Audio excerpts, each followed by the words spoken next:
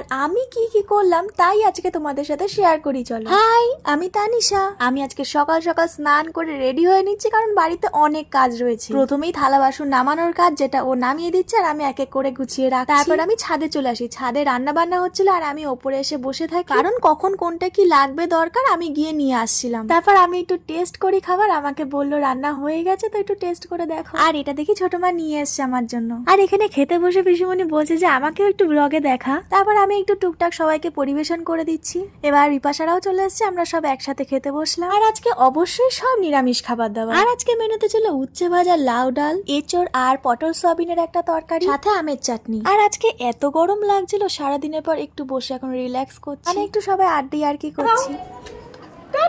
তারপর একটু সবাই ফল খেয়ে নিলাম। অবশ্যই সেটা যদি কেউ কেটে দেয় সেটা আরো ভালো লাগে। তারপর সন্ধ্যাবেলা জিলাপির সাথে আড্ডা চলছে। আর দেখো এই জায়গাটা শীতল আমাকে বসানো হবে, কি সুন্দর সাজিয়েছে না? আমার এবারে ডেকোরেশনটা খুব পছন্দ হয়েছে। তারপর আমরা গেলাম একটু ডগি বেবিদের বিস্কুট খাওয়া। রাত্রে মেনুতে হলো ভাত আর ডালের বড়া ভাজা হয়েছে, যেটা আজকে অল্প রেখে দেওয়া হবে, কালকে পান্তা করে সবাই খাবো। তারপর আমি ওর জন্য একটু চা বানিয়ে নিয়ে যাচ্ছি, ভীষণ গরম লাগছিল। এইটুকুই। ভালো লাগলে like, comment, share and subscribe করতে ভুলো না। টাটা।